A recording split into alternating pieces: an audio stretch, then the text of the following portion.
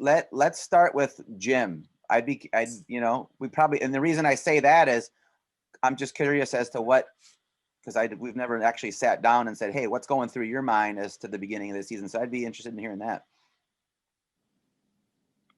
At the beginning of that season? Mm-hmm. That's called delegating right there. That's key delegating. Should we start with the meeting that almost turned into a brawl at the beginning of the season? However you want to do it. Yeah. It was pretty interesting. We had great players on the team, but I felt like we weren't really being together as we needed to. And I'm going to leave his name out, but brought in somebody to do some talking with him.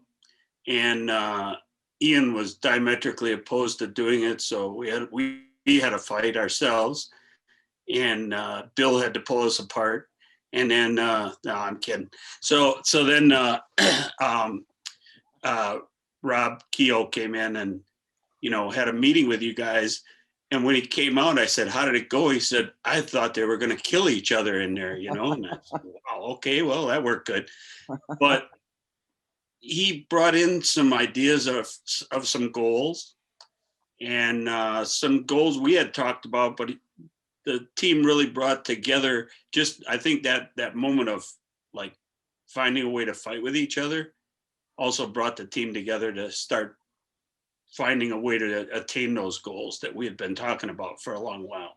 So I'm passing off some of the blame for anything to Rob, but I thought that the players carried it out extremely well. And if you can take, as the season went on, we start out the season just, kicking ass, taking numbers.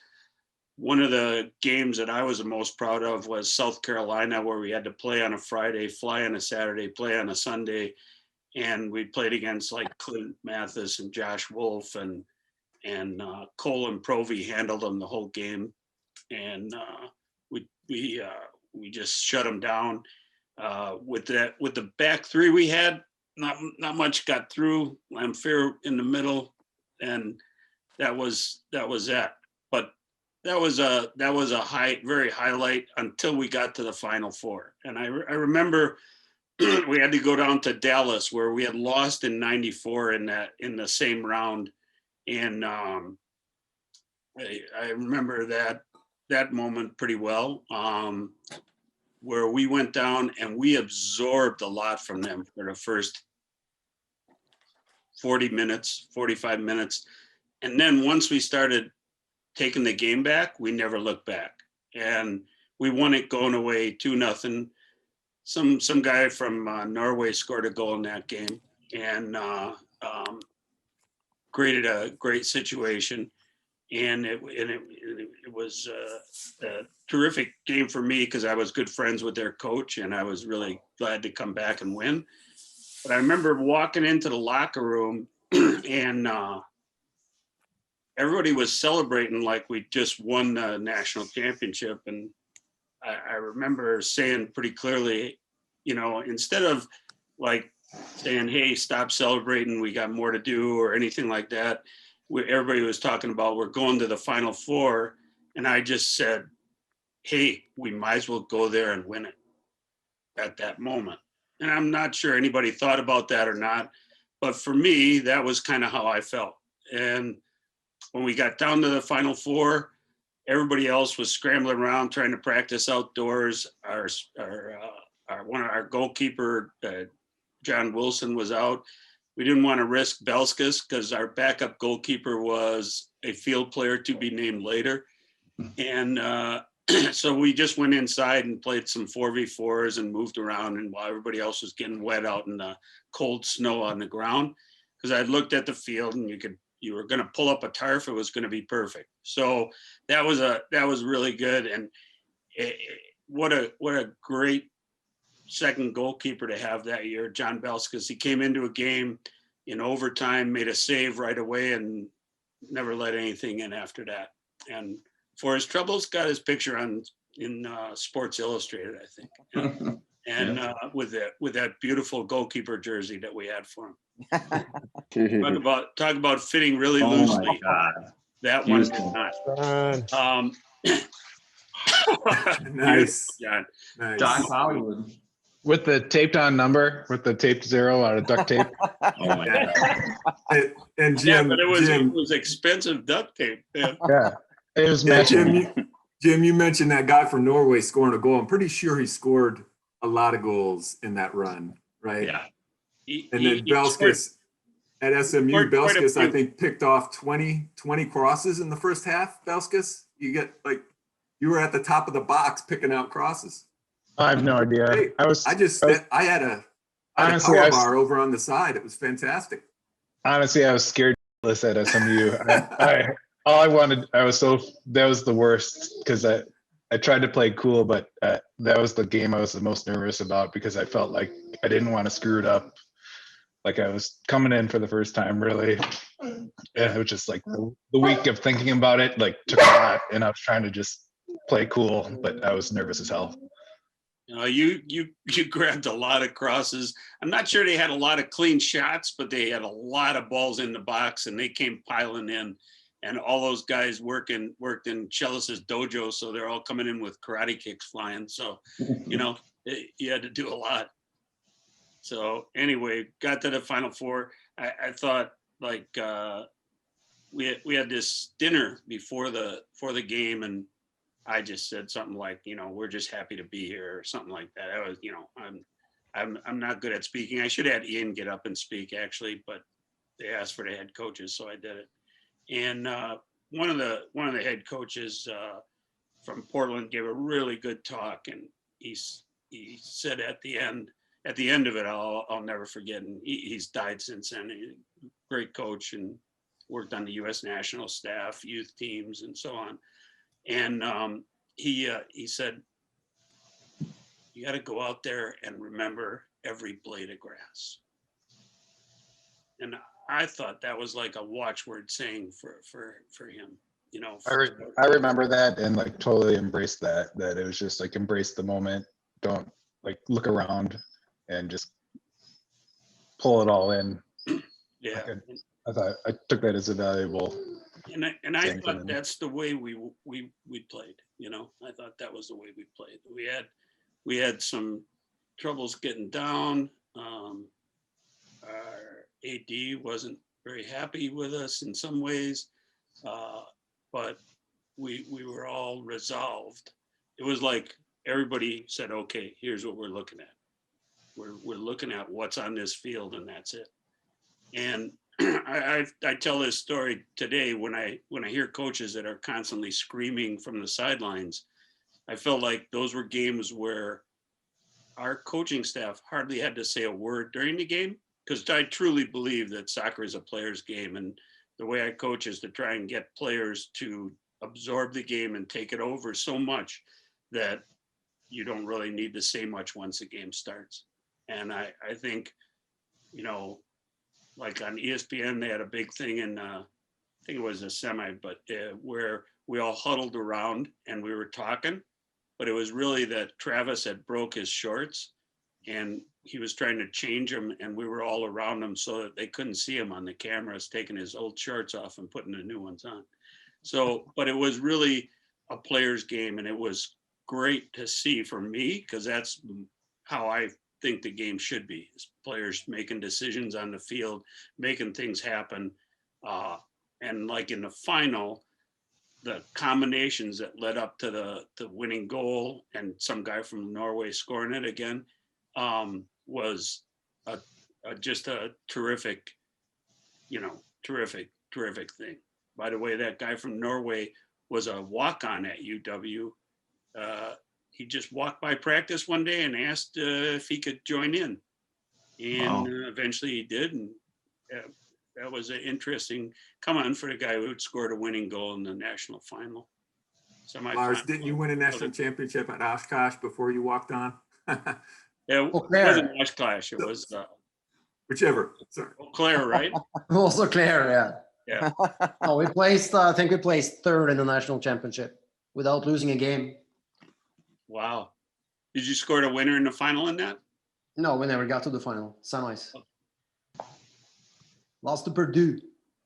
He was a defender. He was a defender for that team. Might have been the goalkeeper, John. Who knows? He could have been our backup goalkeeper in case you got injured. We aren't sure. We were trying to fake like John Obenberger was the goalkeeper so that they wouldn't know we didn't have a backup. So we had him dressed like a goalkeeper and do the warm-ups and everything. So, because I was afraid they'd come zeroing in on a goalkeeper on purpose. So who was our fallback? So anyway, there was a lot of little things. Lars coming back from a tremendous tragedy. Travis finding a way to control his temper, or at least find a place to control his temper when he was out of a game. And a lot of players just giving every bit of effort they had in any way they could, and what's amazing is when I see so many people now that are successful in every endeavor that they do. And that's one of the amazing things from the game. And one thing from after the game, I remember a writer from Soccer America asked me if I felt like it was surreal. And I didn't really. I felt very much in the moment and very just, content with the moment. And I didn't feel like it was surreal. Oh, I felt like we deserved to be there. We should be there. We had people that were dedicated, that were focused and ready to go.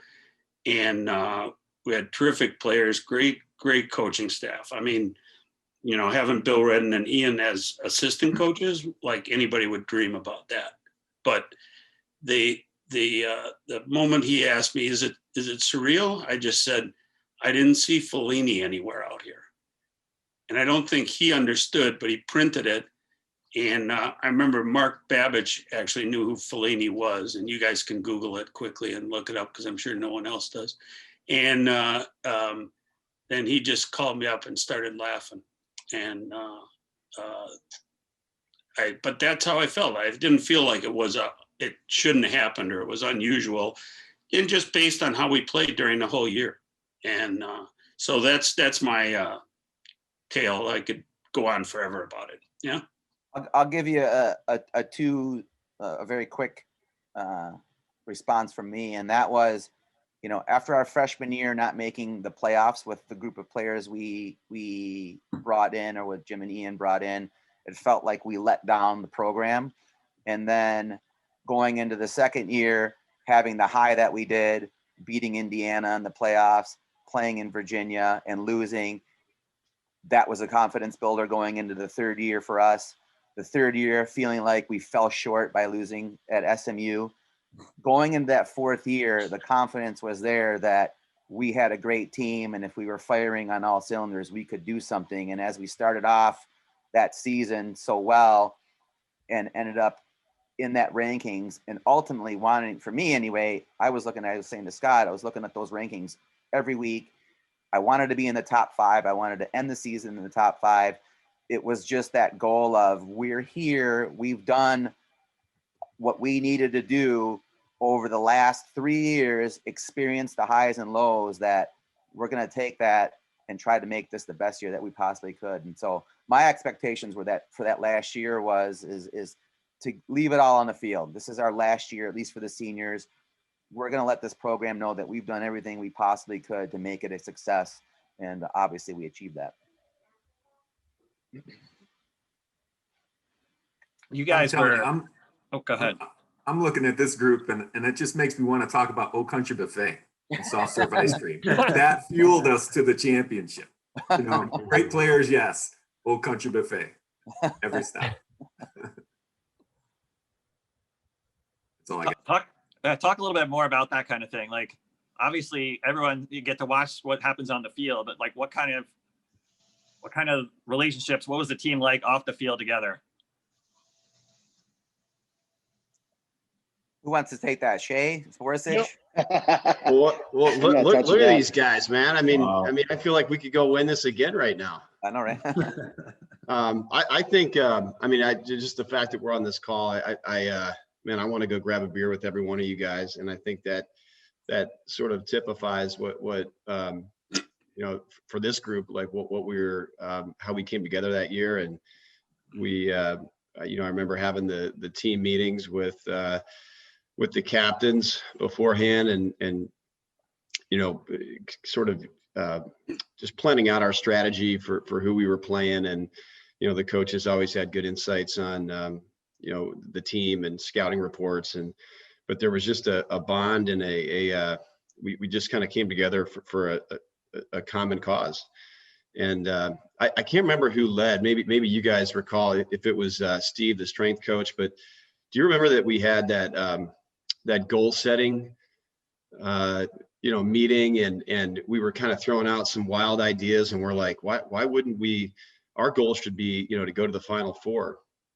And so, you know, I just remember talking to some guys, and it was kind of like, man, that's a pretty big goal. But we set that goal at the beginning of the year. And then I think, to Jim's point, and I love your comments, Jim, and just kind of reflecting on the experience in the moment, because it takes me back. But I do remember where it just kind of set in, and it was like, man, we could totally do this. Why couldn't we do this? And you know, we were one game away from the Final Four the previous 2 years, and we were, you know, we had a really good group of upperclassmen. We had some young guys that were contributing. So why can't we go win this thing? And you know, and then I remember getting to the Final Four, and everybody was just forgetting about Wisconsin. It was like how good, you know, Portland is, and how good the ACC is, and it just, you know, for me, I mean, I love it. I love being the underdog, and I love that people were saying that. I think it actually helped versus if everybody expected us to go and win it. But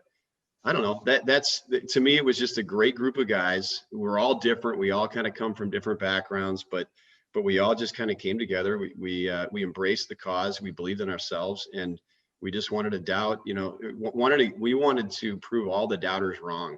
And that's probably the, you know, I would say even into my like career and, you know, post college, I can reflect on that experience and say that it's a big reason, you know, for why I've been able to it just prepared me for life. I think that's the beauty of sports, right? You see a team come together, and if you can achieve that, you can achieve a lot of other things. So I don't know, those are my reflections, I guess. Hey, Shay, I was going to say, I think that was, what was this, Keo, right? Yeah. Jim, that you brought in? Yeah. Keo, yeah. that did the goal setting. But I also think too that it wasn't all harmony either, right? I mean, Right. we competed at practice. I mean, one of my favorite stories is the sparring match between Forsage and Malin, right? I mean, we would fight at practice because we wanted to win and we wanted to compete. And I think that's what the best teams do, right? You don't always get along, and it's not always, you know, harmony and everyone hugging and holding hands, right? It's about challenging each other, beating the crap out of each other in training, and just having that winning mindset. So, and I think that's what was special about it was, and even off the field, hey, we had our little different pockets like other teams, but when we stepped on the field, we had one common goal. And that was, we were going to be there for each other, regardless of our differences. And we made it happen, right? So that's what I loved about that year, is we just put all the differences behind, but we were there and had one common goal. It was so much fun. Yeah, if I can, Josh, if I can kind of echo that, I came in as kind of the young guy on the team and tried to fit in with you all. And it was unlike any culture I've ever been around in soccer, that group. It was contentious. People were in each other's faces. I remember almost in day one, Travis came up to me, I nutmegged him. About 5 minutes later, I got hit harder than I've ever been hit in my life, and realized that was not how this worked. Lars, I'll go back to freshman year. We're riding our bikes. I don't know if you remember this. You took a stick and jammed it in my front tire, and I went head over heels over the top. Drove away. I showed up with like blood dripping down my arms, dropping down my legs, but nothing you can say about it. It's just the way that it was. And I think what happened for me, it was that culture. It was unlike anything I've ever been a part of. And it was contentious. We fought Malin, Sporsich, getting in each other's faces, stuff like that. But as soon as we got on the field, it all turned outward. And it was crazy for me, because it never felt like, in the moment, to me, it never felt like we were that team that I had imagined would be a team that would win and would be, you know, high-fiving each other and hugging each other at practice. It wasn't that, but it was when we got on the field. So I thought that was pretty cool. And one other quick little story that I want to share that's kind of interesting is I was at a work function about a year ago, and it was with all these executive people, and I'm talking to this young girl there, and we're talking for a little while, and something about soccer comes up, and finally she looks at me and goes, "Oh my God," she goes, "I know you." I go, "What are you talking about?" She goes, "I know you." She's like, "I had the biggest crush on you and all of your other players." I go, "What are you talking about?" She goes, "I'm Travis Roy's little sister." No way. Yeah, so we work together now. Oh, that's funny. So Be so that's careful, my- dude. Travis will come after you. Yeah, he still will. Yeah, I stay far away. But Yeah, and just on that theme, I mean, talking about Jim and Ian, and Jim, you mentioned the staff you had, yourself included, right? Ian, what are you running, coaching for the world now? On Facebook, it looks like you're everywhere, right? Running programs, running the US. But the reality is, we did have that environment, right? As players, we wanted to win. You guys assembled winners.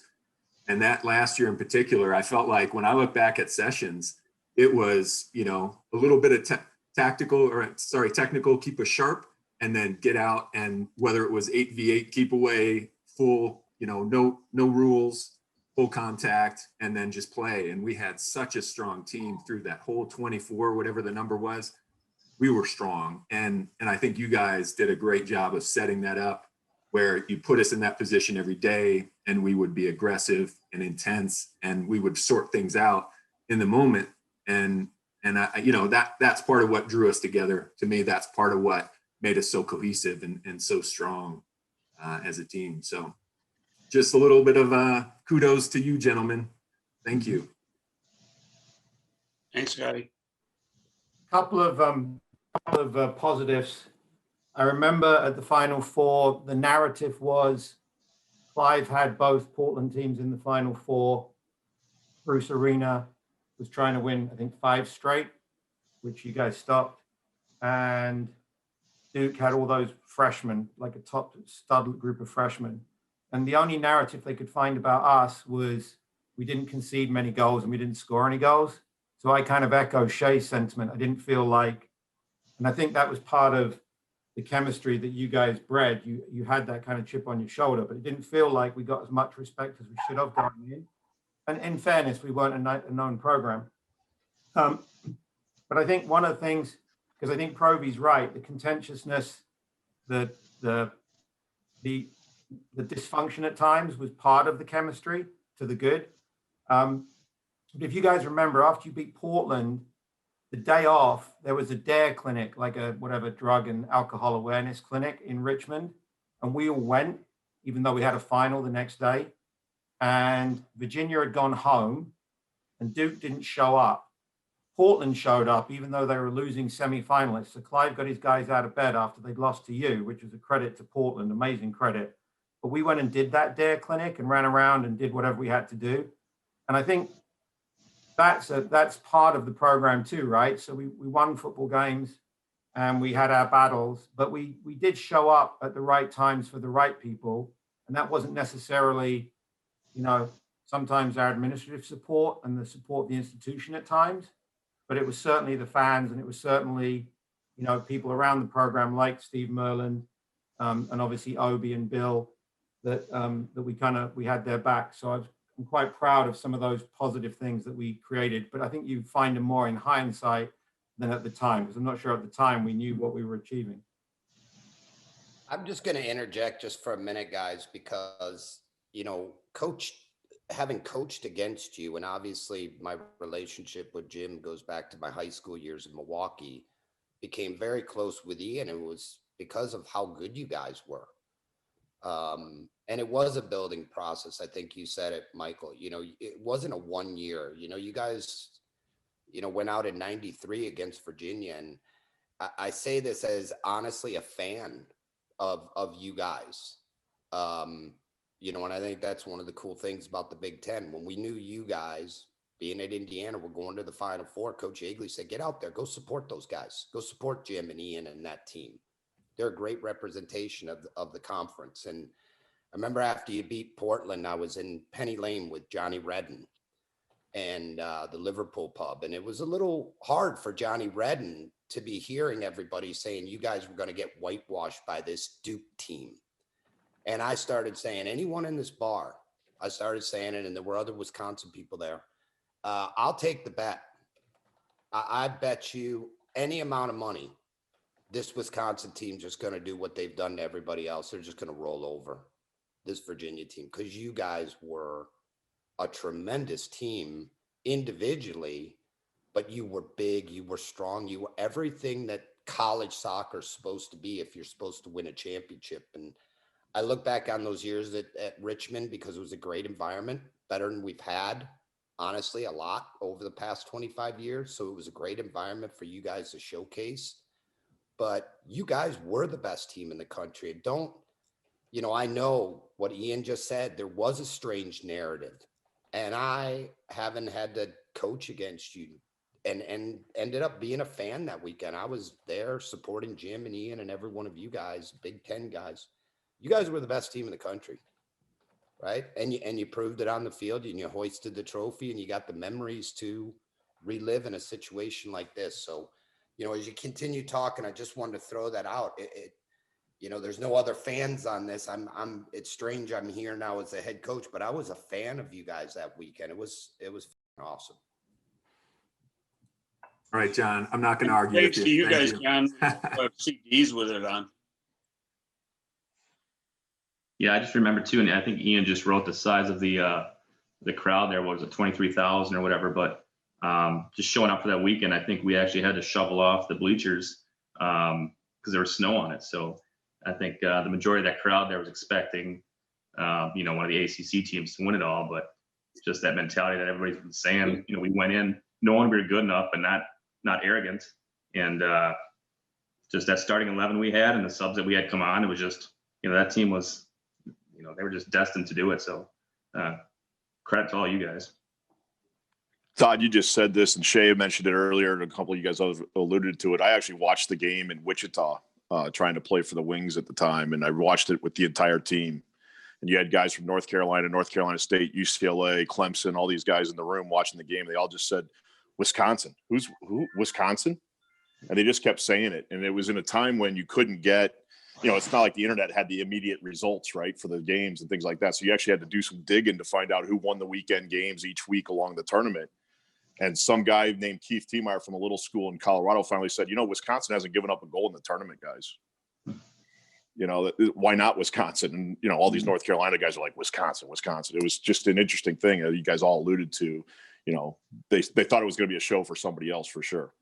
Yeah. And about the net too. If anybody wants a piece of the net.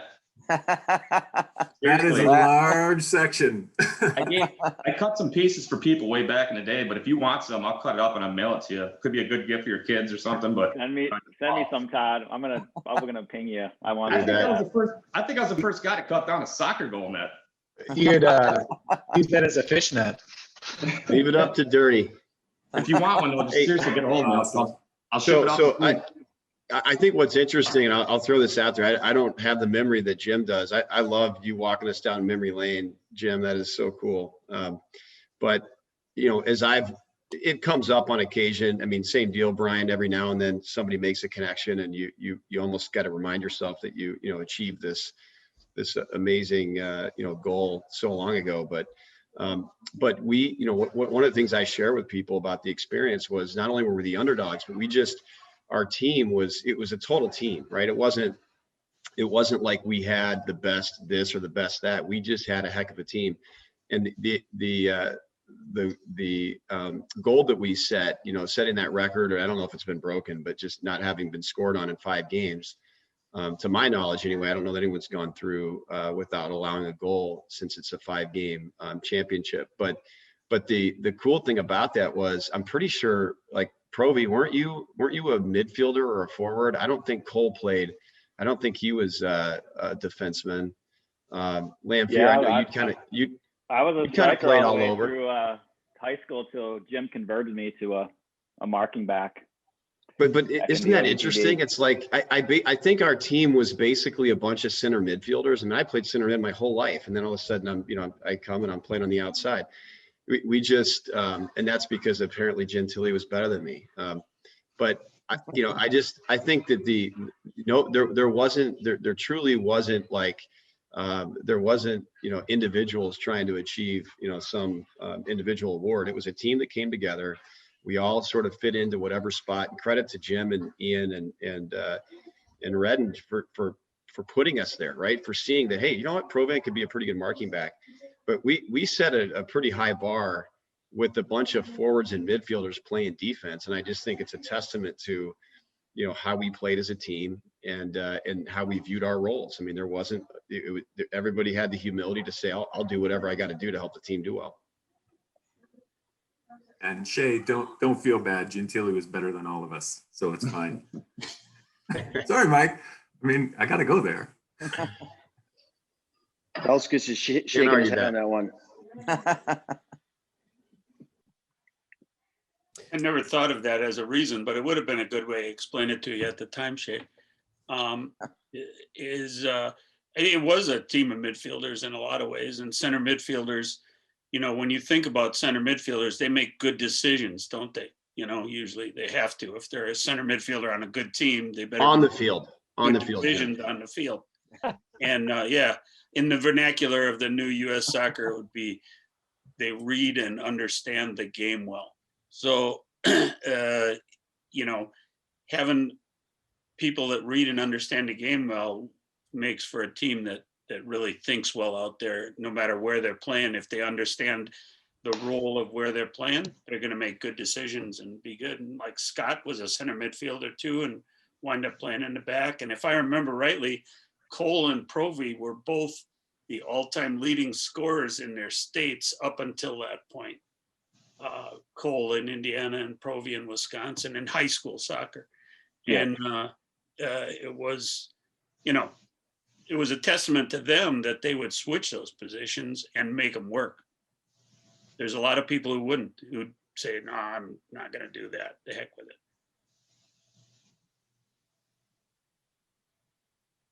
I don't think we've mentioned the man of steel, Alistair, tucking in right on top of all of us. That made a big difference. Having somebody like that, solid in defense and could get the attack going. Yeah, where is he? I reached out, but he said that he might be on. He is dealing with dogs and kids. Yeah. Hey, Jim, did we ever settle? Who was your favorite player? It wasn't you. That's for sure.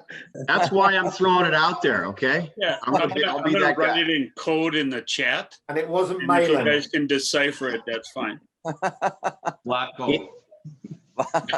Ian, as honest as ever, Ian. I love it.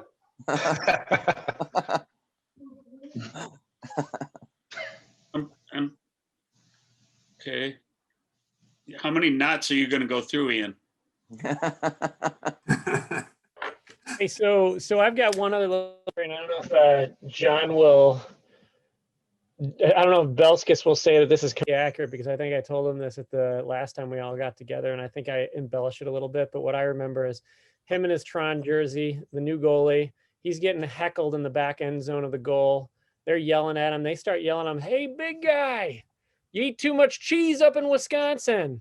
Yep. And so they're heckling him. So what does he do? From what I remember, he turns around, pulls up his shirt, rubs his belly, and smiles, and turns right back around and wins the game. I was right next to you. I was going to tell that story too. I was right next to you guys when you did that. That was hilarious. That was awesome. I don't know what you're talking about. Yellow card today. You had a nice tan though on the belly there. Oh, I'm sure. It's probably blinding.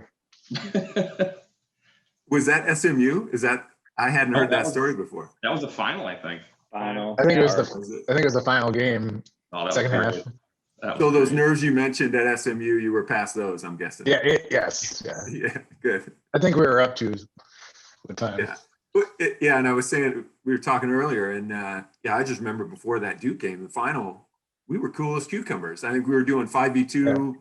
Kid calls it Rondo now, just knocking it around, ready to go. Then we won. If I've got it right, the BGSU game was really tight in the first round, and the William and Mary one was tight, especially when we went into overtime and Todd got injured and John came in. SMU was challenging, but we got by it. And if you think about the Duke game, and you could watch the video, and I just sent it to a couple of you, we could have won the final 5-0. The final was probably, I wouldn't say the easiest, but the margin of victory could have been the biggest. Lars had 2 of those half field. I remember.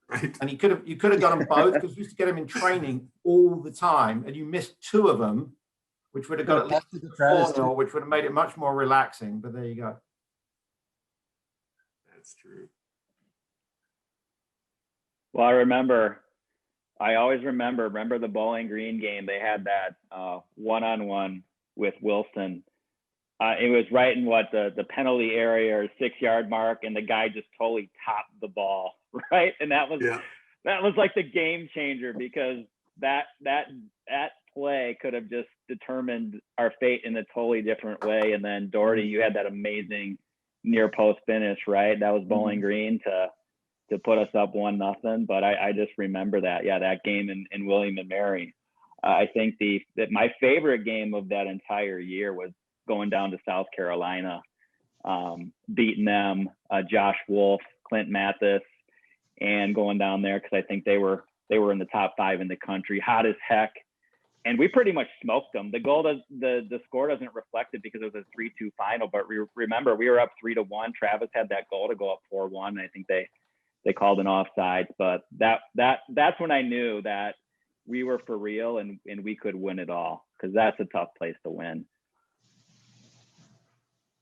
And I'll say too, and something I tell everybody all the time is that you can prepare to have a great team. You can do all the things that you need to do to be the best that you can be every day. And the stars aligned. The formula that was written in the playoffs is a formula that is out there floating around in space somewhere. And by the grace of God, we got that formula. Everything just came together. And once we got into the finals, and I say this all the time, I knew that we weren't going to lose. It was you just had this feeling like, we got it. We've got the chemistry, the stars aligned, and it was there for us. And that's the feeling that I had.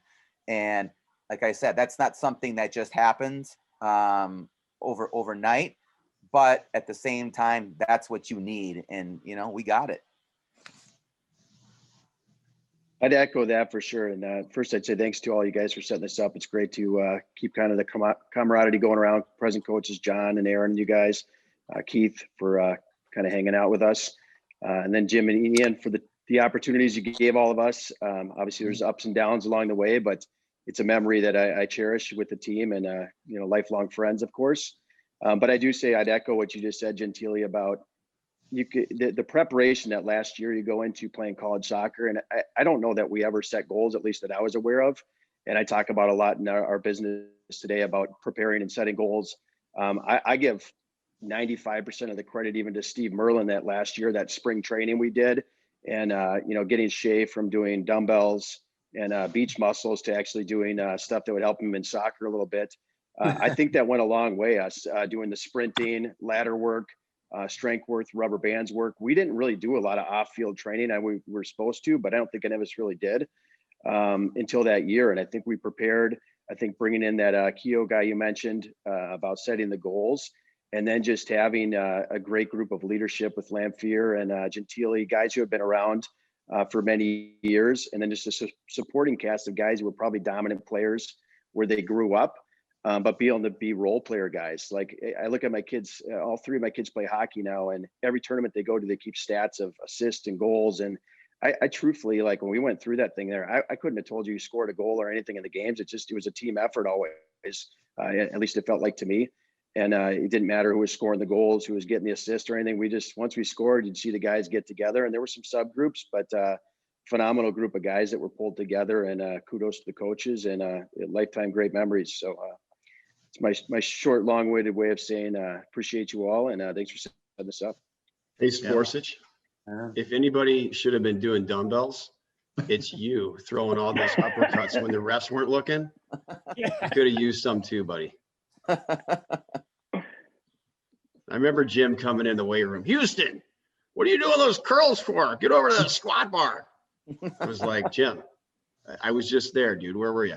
I've been in here for too long. But that's awesome, Scotty. I couldn't agree more, man. Great. All your comments are spot on. One other piece I will say is except the curl one. well, Shay's got some big muscles now, but the other piece I was going to say is the Big Ten tournament, and Gentile, you alluding to the stars aligning. We talk about it too. You can prepare all you want in business, in life, in sports. You still got to catch the breaks. You got to get lucky. I mean, I remember that guy, Rodney Rambo or whoever it was, rocking one off the crossbar or something it was early in the game. If that goes in, it's a whole different game. The William and Mary game, they knocked one off the post, I think, early. If you go down in the game, maybe you lose and you're out of the tournament, game 1 or 2, whatever it was. It takes a lot of efforts. Even the Big Ten championship year, I don't think we finished the game or played the game, did we? I mean, it seems like I remember having cigars in the locker room in Michigan State, I think it was. Yeah. Snowing out, and we didn't play the game, but we have a Big Ten championship. So I mean, I you got talk the about in the locker room with the cigar. Yeah. Yeah, you talk about like fate and stars aligning. I mean, a lot of that stuff just worked out well, and there's so many memories. I'm so grateful. And this is what I love about sports. I mean, it's the preparation for life, right? It's all the things you did right, and you worked hard, and you set goals, and all the things that all you guys have said. But it's the mistakes that you've made as well, and the learnings that you have, and being held accountable. I mean, I remember. I can give you a lot of examples where the older guys and the coaches held me accountable, and I'm grateful for it. I mean, it was a big part of growing up and learning. And I remember, Jim, I don't know if you remember this, but I remember. I always tell people it's the one of the biggest sales calls I've ever gone on in my life was coming into Jim's office after my sophomore year and saying, basically saying I need more money or I'm out of here. And I just remember thinking, man, if he called me out on that, in a game of poker, like I'd be in trouble if he called my bluff, because I don't want to leave, all these guys in Wisconsin, but we didn't have a lot of money in my family growing up, and it was what it was. I was being honest. I needed to figure something out, and and Jim came through for me. So it's just stuff like that, right? So things that you learn, the mistakes that you make, that's where you learn the most. And I'm super grateful for all of them. Now I know where my money went, Shay. Thanks a lot. So I got to say, I remember that next week going into chemistry lab, and we're getting the assignment, and the instructor was talking about how the soccer team won the national championship. Like, sweet. It's good to hear. It's funny. It was surreal. It's like just back to business, back to school. Here we go. I do remember Alistair Steele. When we got back on the plane, we had to get him a cab because we couldn't have him wait for the bus because he had to get back to do a final right away. So we had to get a cab for him from the airport to get back to do his final. And so that was his celebration. I think he spent the night before studying, probably. The meal. So after we won, we went into town and we had a big meal. And the first team were all on I remember a big upright table. And Jim was sitting with his wife and the AD, and there was some family and friends. But the main group was the big table of all the players. And some of the guys that didn't suit for the game had flown in and were there as well. And it was the only time that I can remember that we didn't go over budget on a meal, because most of the time the guys would push the limit and get desserts, and we'd always run over, and Jim would have to balance. But for some reason that particular night, not because of the generosity of the NCAA, but because the guys had different priorities and with different energies, they didn't screw Jim, and they actually stayed under budget for the first time the entire season. So it was kind of, we worked out how to order off a menu by the time the season was done. So that was good. Ian, I think I lied to him and told him the budget was lower than it was supposed to. Yeah, probably. That was the only way to get that done. So, but we had a great aftermath. The mayor came to see people.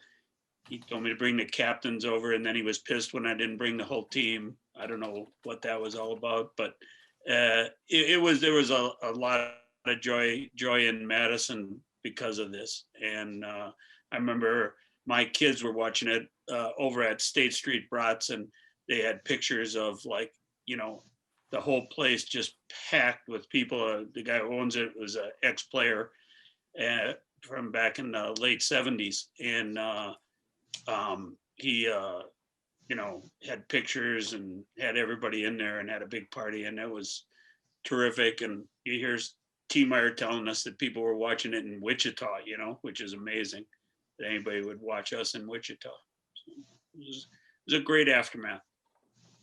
Yeah, I do remember that was back in the days when people could meet you at the airplane. There were about 100 to 100. Maybe I have inflated that in my head, but I feel like there were like 100 to 150 people there waiting for us and celebrating. Yeah, there was. That stuck with me forever. There's quite a few people. I don't know how many, but I would say over 100. And they had a little part of the band there even. Mm-hmm.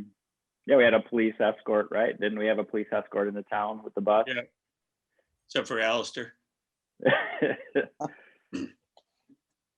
I'll share too.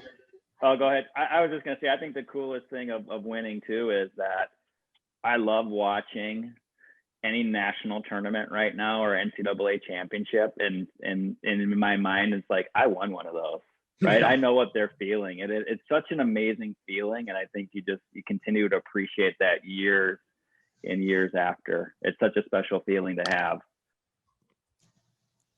Yeah, you're right. Yeah, I mean, I got a ton of memories, but I'll just share two. Probably my greatest memory was